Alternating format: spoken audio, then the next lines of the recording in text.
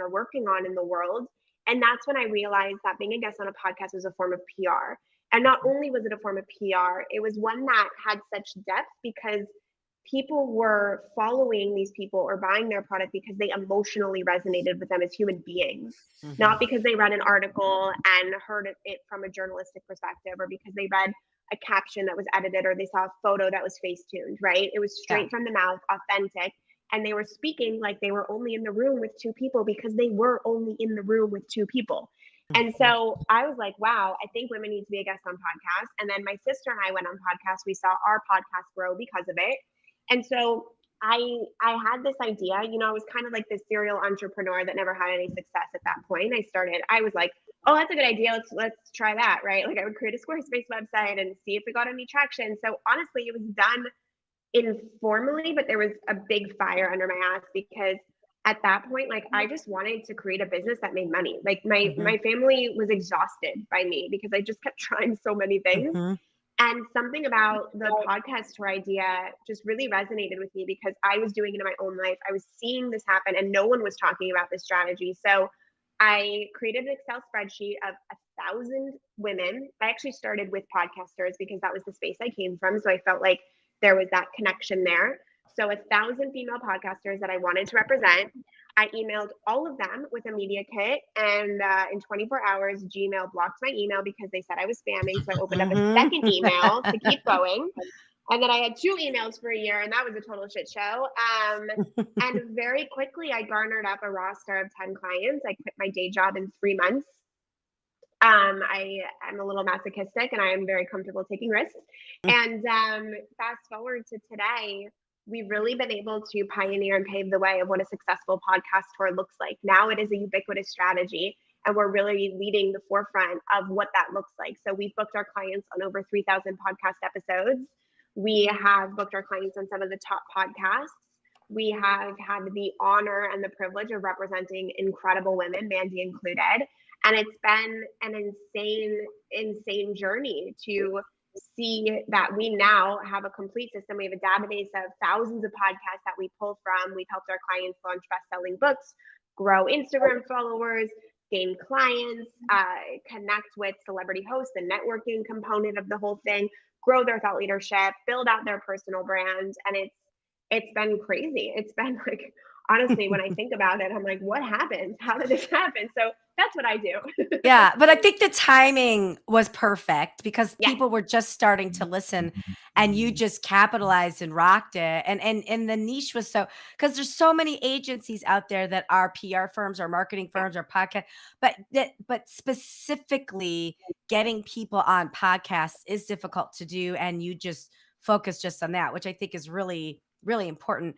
I have a question about what makes a good podcast guest. So there are a bunch of people that are listening to this and they have a thought, they have an idea and they want to be guests on podcasts. And obviously Amani and I know what we think makes a good guest because we've been doing this a little bit too. But on your end, when you're pitching podcasts, what are some of those buzzwords that you're using, or what do you think makes a really good and compelling podcast host or podcast guest?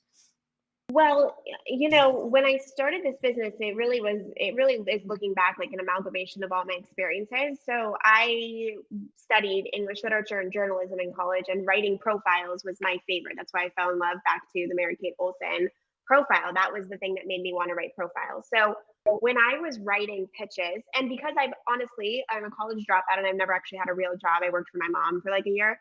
Um, I didn't know what a pitch looked like. I didn't know. And so I was like, okay, well, I like to write. So the first thing is that I really lead with the human first because that's what the medium is. So when I write a pitch, I want to capture the essence, the aura, and the energy of that person and their mission.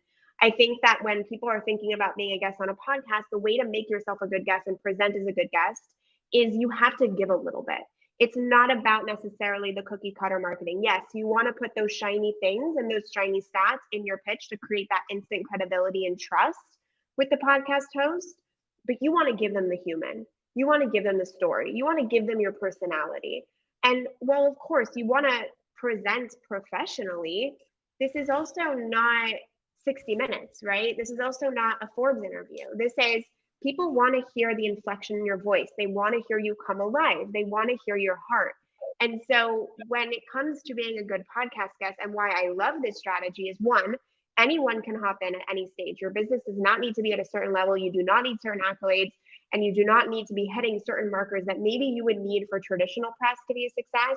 If you have a human story, which if you are listening to this right now, or if you've started a business, you have one, you are a candidate to be a podcast guest. But to make it a good interview, which starts with the pitch, right? Because you got to get the pitch to get to the interview. Uh, be you, like really just be you. It doesn't have to be so curated. It does have to come from the heart. And I think that podcast hosts now, I mean, you guys have done this for a year. Would you rather talk to someone whose soul comes to the table, or would you rather talk to someone who's robotic and reading off their talking points, right? No robots. So No robots. yeah, Yeah. Oh, yeah. yeah. Robots. No, just kidding. So, you Damani. know, Amani's like permission to be robots. you. Right. Yeah. Yeah. I believe that podcast guesting and being on podcasts and hosting is kind of the modern day form of like networking at an advanced Yes. level. Do you agree or disagree? Tell us your thoughts on that statement. Oh my God. Okay. First of all, let's just back it up for 2 seconds. I am an introvert. Okay. So I don't fucking want to go to a conference. Okay. I don't want to spend time talking to people who I don't jive with. And then I wasted an hour. I mean, it's exhausting, people. It's exhausting. The podcast strategy is, it's like you literally shortcut 10 years by having a podcast and being a guest on podcasts. You shortcut 10 years. This is the best case study to show this. I had 2,500 Instagram followers when I launched my book. Because of podcasting for a couple of years at that point, staying in contact with the guests, creating a relationship with them. They were top reality TV stars, best-selling authors, women running the best CPG brands that were in Sephora, etc. And then, because I've been a guest on so many podcasts, keeping up with those hosts, etc., I'm really, really cultivating that network. When my book went live, the week of book launch, over 8 million followers posted about me total. Wow. And my book Awesome. hit number 11 on Amazon for women in business. Mhm. That did not come from my followers. That came from my network. My Yeah. network got behind me. They were like, oh, Scout, I had a fucking great conversation with her a year ago. She follows me on Instagram. She keeps up. She comments. She supports me. I got pregnant. She posted my story on her Instagram to congratulate me. Where's her book? I got to post about it. I love that Mhm. girl. Yeah. That's the power of podcasting. I can't iterate it enough that 5 years ago, I had no reputation, zero. I had no personal brand identity on the internet. I had no connections. And today, if you really look through my Instagram at the women who are liking my posts and commenting on them, you'd see people who are pretty big, right? That all came from this medium because I did it in a way that was human first, connection first. I supported the people that I was really meeting, right? I did what I could to support them, and I continue to do what I can to support them. And through that, in just 5 years, I've created a reputation, a wildly successful business, and a name in a space that I had no credentials to be in the first place. Okay. You belong. So, You belong in that space. absolutely. Thank Yes. you. Yes. Yeah. I don't want to take what you said because a lot of times people's mindsets are a little bit off when it comes to guesting on podcasts. They might not feel that they're worthy of being a guest and things of that nature. So I want to kind of ask about mindset. But first, I want to ask you, how are you able to shift out of your sales scarcity mindset when you were first building your business? You know, money mindset for me has been something that I have actively had to work on. I think all entrepreneurs do. It comes from childhood. It is so complicated and so linked with so much of our traumas, of our insecurities, of the way we were raised. And even today, I was voice noting a friend, and I was like, I need you to help me get out of this scarcity mindset right now. And someone, I mean, me 3 years ago would laugh, would not believe that I actually had a scarcity moment today, right? So it really is an ongoing thing. And I always have to remind myself that money, the number of dollars doesn't actually change the way you view your life and the way you view your relationship to money. It doesn't matter how much money you have. If your mindset is the same, you will always view that amount of money as the same, whether you have it or you don't have it. And so I think as a business owner and an entrepreneur, your money mindset has to be the biggest thing that you work on continuously, because you can't show up at a sales call desperate. Who wants to buy the car from the needy salesman? No one. You want to buy Nobody. the car from the guy who doesn't care if you buy that car or not because he's good, Or they right? just love the car so much that they want you to have the car too.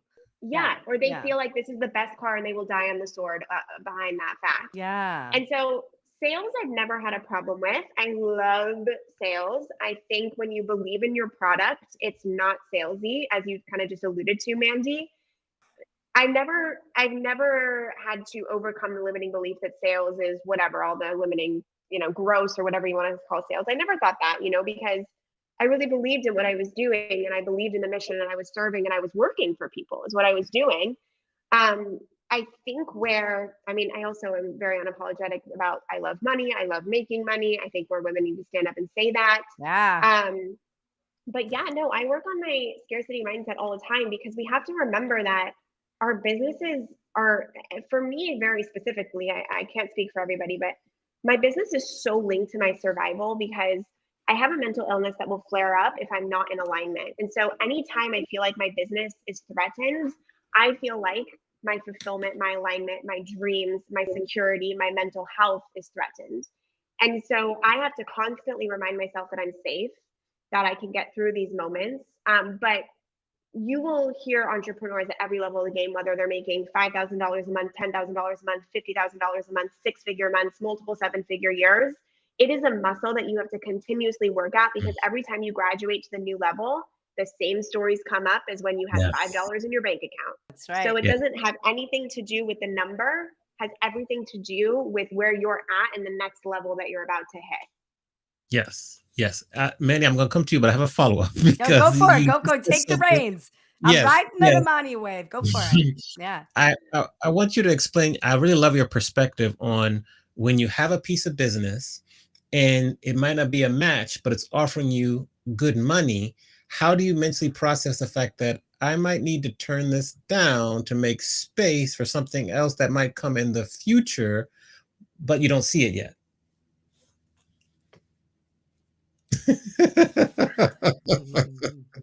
Listen,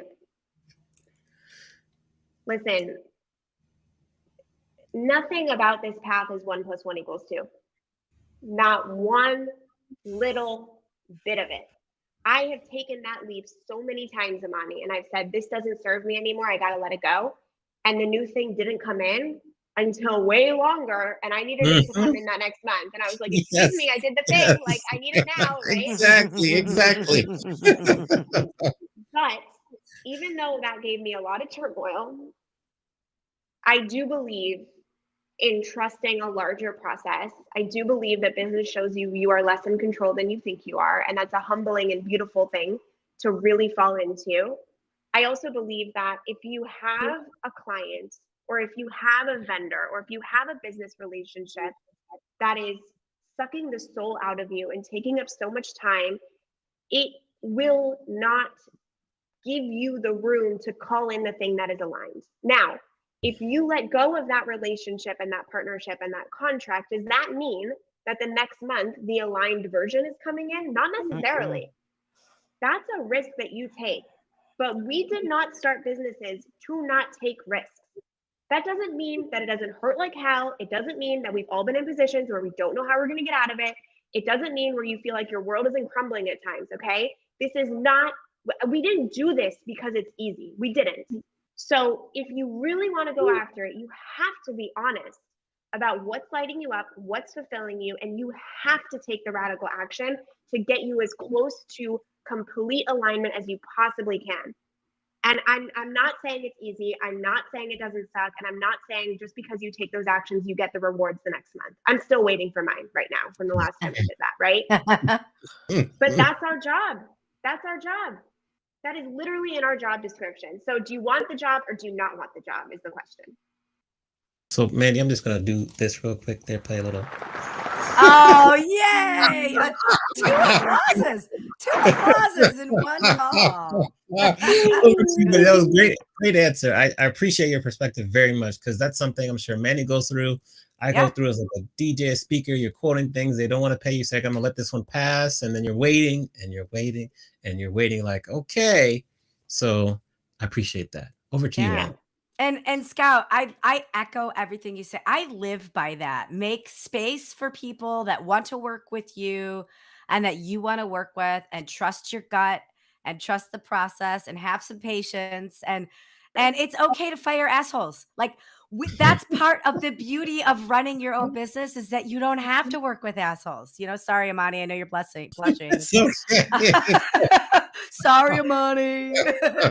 but I agree with you wholeheartedly, and you articulated that so well. So thank you for repeating that, and I think that's going to be something that we listen to over and over when we listen to the replay, because it's powerful. Because that goes back to your scarcity of, we're afraid to let go of a client because we're afraid we won't make the money, and we're afraid that we can't pay our bills. But that's just you're really truly making space. So thank you. Yeah. I want to go back to the conversation about podcasting. We Mhm. talked about what makes a great guest. What do you think for people out there that are starting their own podcast or trying to level up their podcast? Like, what makes a great podcast? What makes a podcast desirable for people to want to listen to or be on? I think, first of all, it's the intention of the podcast itself. So a lot of people want to start a podcast and they want to get ad revenue, or they want to get famous, or they want to build a big community. And podcasting is the hardest platform to grow from any other platform. It is the lowest amount of numbers compared to TikTok or Instagram, etc. So I like to give a reframe first to any podcast host who's like, I want to grow my show and I want to make money. The average CPM for a podcast ad is $25 per every 1,000 downloads you have. Cool. Like it's not Yeah. it's not great. You know what Yeah. I mean? It's not Yeah. great. And so it's about reframing why you're doing this, because I believe if you reframe that, you show up differently on the mic. I believe in switching the ROI in your mind from monetary or even community based to networking, to getting to know yourself, to being confident behind the mic, to massaging your messaging, to growing as a person, to having interesting conversations. I actually think it needs to come from that place, and from that place a good show is created. I always like to say there's something that I think people need to start talking about, which is social currency, right? 10,000 TikTok followers is not as impactful as 10,000 Instagram followers. But 10,000 podcast downloads is way more impactful than 10,000 Instagram followers. And so the numbers don't add up. They're different currencies, and we gotta, start using the whatever, you go to Europe, you do the translate, whatever. So know that the numbers are going to be smaller across the board than you see a TikTok star rising to fame. Even the biggest podcasts, the numbers are not as shockingly big as one would think, but they are impactful because they have people's attention for up to an hour. I would literally rather 100 people listen to this than one of my reels get 10,000 views, because this is going to leave a lasting impression on those 100 people versus a reel. If you ask someone 2 months later if they watch that reel, they would probably say no, because they probably won't remember it. Yeah. So I think it's about reframing why you're coming to the mic. And yes, of course, we all get to grow and we all get to make money off of this. But if you play the podcasting game right, which is human and vulnerable and authentic and aligned and fulfilling and intimate, if you play it that way, you will see the benefits come to fruition. My sister and I at OK's podcast, that is not our full-time job, nor would that ever support us full-time. We are lucky that we make money off of it to run the socials and the ads and the network, etc. We're lucky. But I think it really is about reframing your ROI first. What do you want to get out of it? Do you want intimate conversations? Do you want to network? Do you want to have a place for your community to really get to know you more and have it be a much more human first approach before you even get on the mic? That's number one.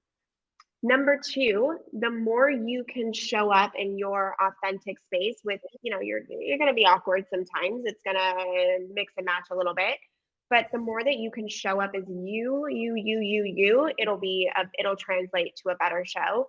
and having conversations that are not so, back to the word robotic, right? Like give room to improvise, give room Yeah. to let the conversation go. And the more intimate you can get and the more vulnerable, and I'm sorry, I really hate that word. I hate the word vulnerable and authentic now, but we need another word, but you know what I'm saying. That's Yeah. really what makes a good show. Yeah. Keeping it real. What, now a technical question Yeah. for your podcasts that you have, what platform do you use? What technical systems do you use? So when we're recording virtually, we use Riverside because Mhm. it has good video quality, but I would not say that the connection is that great, which is frustrating. And then we have a Zoom. It's confusing because there's two Zooms. The Zoom that we all use from the pandemic and now, whatever. But then we do external recording on a Zoom H6, I think it is. Okay. Oh yeah, Yeah. I have one of those right here. Also, Yes. yeah, the little ones. Also, I will say, don't let the tech scare you. Yeah. Right? I mean, my sister and I have recorded podcasts in the park on our stuff. Like, who cares? No one Mhm. cares. The audio experience is not that bad. We have very good technology. Like, don't let the tech scare you. Sometimes I've literally recorded driving one time because I was like, oh, I need to get a podcast episode in today, and I'm driving home from LA. Or I recorded on the voice note of my phone. It's okay. Like, just start and get the good conversation going, as long as there's not fire trucks or static or really, really obnoxious things in the background. Let the tech get better and better as you go on, but just jump in. Yeah, and I know you just said we don't like vulnerable or authentic, and I was thinking of a word to replace that, and the thing that came up when you just said that is forgiving. I think podcast recording is very forgiving because we Yeah. have had situations where Amani's had a renovation or the whole platform closes down, and just shit happens, right? And Yes. but I think people are. It's not like you're watching the news and you expect it to be perfect. I think people are very forgiving with the medium, with the podcast medium, so it makes the barrier to entry less intimidating, right? Just like get in there and try a bunch of stuff out. So that's Yeah, and it's yeah. always fun. My sister and I recorded outside in my backyard, and all of the dogs in the neighborhood went off. And we're just like, hey guys, the dogs are going crazy. We don't want to go inside. It's a really nice day out, so we're gonna keep recording. You know, it's like Yeah. it makes it relatable. Yeah. Yeah. I love Yeah. that. I mean, we're even having buffering issues today as I'm monitoring things behind the scenes, but we're still cruising right along, so it's fine. Yeah. It's fine. Now we come to the point of the show where it's time for us to flip the script, and now you can ask both Mandy and myself a question. So you can choose what question to ask, who you're going to ask first, and what are we going to do? What do you think, Scout? I'm going to ask you both the same question. Ooh. This is the question that my sister and I end every OK Sis podcast episode with. If you could brag about one thing and you weren't allowed to be humble, what would you brag about? Mandy, you go first. I went first last week. Oh, you're right. I knew you were gonna do that. I knew you were gonna do that. I think I care. I would just brag about I have heart, I have soul, and I really care. I care about my business, I care about my clients, I care about my husband and my dog and Amani and Scout and our client. Aw. I care. I care so deeply, and I think that shows up, and sometimes it's to my detriment, but I'm fine with it as to my detriment because a lot of people, they care and they don't show it, or they care and they don't know how to show it. And I think I care and I execute on that caring. And I'm really proud of that. That's a good Oh, question. that's Yeah. beautiful. Okay. Mine's gonna be a little bit more tangible. I'm gonna see if I was Amani's like, gonna I'm not doing this touchy feely thing, Mandy. Get me out of yes, here. I'm Get gonna me out of bring this here. big trophy in the room and everything. No, just kidding. I would say just the ability that I had to completely change careers, like, in my 30s or whatever, went from being like full-time executive, very nicely paid executive with Marriott, to being like a full-time DJ and pursuing a creative life, and being successful. Not that there haven't been some ups and downs, and there will continue to be some ups and downs, but I think that's probably one of the main things that I'm most proud of, and I would love to brag about. That's amazing. That takes a lot of courage to make such a steep pivot. That's really awesome. Yeah. Thank you. My next, see, Mandy likes to talk about the podcast. I like to talk about mindset. So we're like playing a tennis match or a pickleball match. Back and forth we go. But I want to ask you, in your opinion, because you've talked about this frequently, you've been through it, and you've probably witnessed it also. Why do you feel that self-doubt holds so many people back? This is one that if I could have a magic wand and remove things from people, this is the one that it would be. I talk to so many female entrepreneurs. I take all the sales calls for Scouts Agency. I talk to everyone from women who are just starting to women who have 1 million followers to women who make, a 5-figure salary, to women who make multiple 7 figures, to women who have top charting businesses, to women who just quit their day job and they don't know what they're doing. Like, I talk to women at every stage of the game with every sort of, let's just say, tangible metric of success possible, right? And the amount of times I hear from any person, whether they are Forbes 30 under 30 and have a 7-figure business, or they just started and they don't know if their story has value, they always ask me, well, would a podcast host want to have me on? Like, what would I talk about? And so I have just labeled this as a part of the human experience that some of us struggle more than others. And if the girl who runs the 8-figure business is saying it, and the girl who just quit her day job is saying it, it's just part of the barrier to entry. It's just almost like sometimes for me, it's fear. Like, I just get scared. I'm like, oh, there's my friend. I'm about to pay the ticket to walk into the stadium. And so if we can reframe that, if you suffer from self-doubt, one, know that every single person has it. I mean, I could tell you names and it'll shock you, right? Every single person has it. So if they have it, it doesn't actually mean anything about you and your value. It just means that that's the indication that you're about to step onto your next level. You're standing on an edge of your comfort zone and you're about to play a little bit of a bigger game. So when these things arise, it doesn't mean anything about your inherent value. It's actually just a little sign. I like the pink flag idea, a pink flag that you're about to play a bigger game and you're actually one step closer to your dreams. And so if you can reframe it that way and say, oh, self-doubt, thank you. I know that you're trying to keep me comfortable. I know you're trying to keep me safe. And you're really, really indicating and showing me that I'm about to do something that's big because I believe in myself. If you can reframe it that way, you can get past it. But it's not unique to you. You are not special. You are not so special that you have nothing to say. You are not the only person in this world without a story. You are not special. You are just a human being. And every human being has a massively important story to tell. And that's it. I think that when we get into self-doubt, it's almost like the reverse ego, right? When you don't think you're the best, you're separating yourself from others and you're saying that you're different. It's just the opposite way, right? Yeah. And I want to, it's not true. And you actually talk a lot about this, the humans being multifaceted and not hiding behind just one job or one persona. So can you not, since you just kind of brought that up, can you build on that? Like, what is your opinion on, because I say there's no side hustle. It's just all hustle. And we can do whatever we want to do. Like, we can make movies, we can own a lollipop store, we can do all the things. So like, can you talk about being multifaceted and how that is powerful? Maybe can help conquer the self-doubt by accepting that you are multifaceted. I mean, I would take this interview as an example. I started talking about the Olsen twins, and then I talked about my bipolar disorder, and then we talked about entrepreneurship, and then we talked about mindset. I mean, me just saying that I'm bipolar disorder as an entrepreneur is me refusing to only show up as the professional, successful businesswoman that I am. And it's this limiting thing of like, I remember when I finally told my story on the podcast about being bipolar, I was like, oh my God, are my clients not going to hire me? Guess what? Every client who ever finds out respects me more. And so I think that we have this convoluted idea that we have to be presentable into certain boxes. And that's the way society has lied to us. But underneath all that, we are starving for the actual person to come forward. We are literally starving. And when you show up in all of your power, in all of you, it lets other people feel seen and accepted in all of theirs. And they are then magnetized to you, whether it's in business, in your personal life, in your relationships. It is safe and okay to be all of us in 2023, I believe. Well, I mean, I know sometimes it is not safe for everyone to be themselves, but I want people to internally really think about accepting themselves internally and feeling safe inside, at least, to know that they get to be who they are.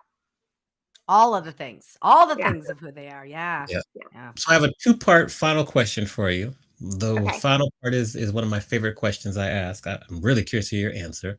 Mhm. Number one is, what is your definition of fear? And then if you could go back and talk to 21-year-old Scout, right when you were maybe considering leaving college, and just give her advice based on everything you know now and you've been through now, what advice would you give your younger self? So my definition of fear is that it's the invitation to the game. And I find that once I reframe it that way, I know that when it comes, I'm about to enter into a really beautiful new arena. And that's the first step that I got to say, hi, hello, nice to see you. Thank you for coming. I'm going to keep walking. That's my definition of fear.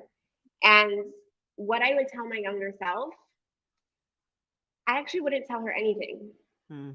because she had to do and go and be through every moment. And if I gave her advice, she might have course corrected or changed something or healed faster or not healed. And it would be a shame to alter anything about my present life today. So I would actually not tell her anything because I think she needed to be exactly where she was. And I don't think she needed to hear anything other than the words that she was hearing in those moments. Well I said. love how you respect the journey. That's just Mhm. beautiful, Scout. Yes. Thank you. Yeah. Thank Delightful. you guys.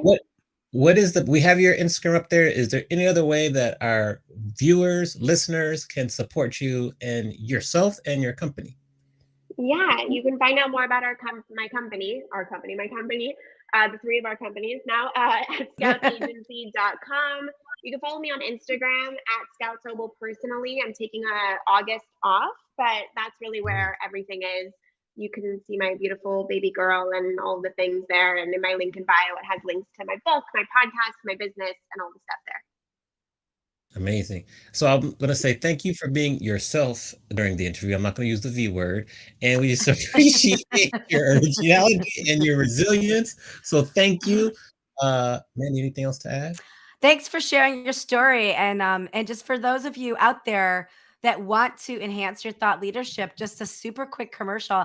When I launched my audiobook, it was a year after I launched my physical book, and I hired Scouts Agency to do a podcast tour for me. And they secured I think I was on like 22 episodes or something. I mean, they secured so many podcasts for me, and they were the right hosts, and it was great. It was a great pair for what I was doing at that time with my business. So if that's something you want to do, hire them. I mean, and I say that not just they're not a sponsor of the show. I say that because I live to tell the story. It was really, and I worked with PR agencies on my book on the first round. I interviewed a whole bunch of different people, and I would do it all over again. I mean, Scout Agency is a class act, and you guys do a really, really good job. Very Thank thoughtful group. you. Yeah. Thank you so much. Yes. That means a lot Yeah. to me. Thank you. Awesome. Yeah. So Heck yeah. we're gonna give you your third round of applause. We're gonna put you in the green room there Oh. with you. So thanks again. Round of applause.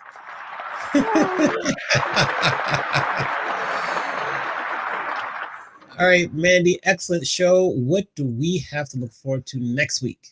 Firecracker, firecracker, boom, boom, boom. We've got Erin King. Yes, we do. Yes. Erin King, our girlfriend in all pink, who was Yes. going to talk to us about getting more yes and digital persuasion and our big deal energy and just all things Erin. She's Yep. awesome.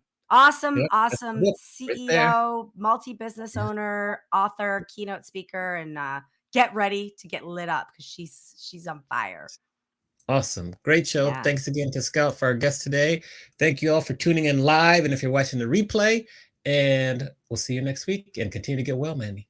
Thank you. Thanks for being here, everybody. Have a good day. Bye-bye, everyone. Bye. Hold on, let me just do this.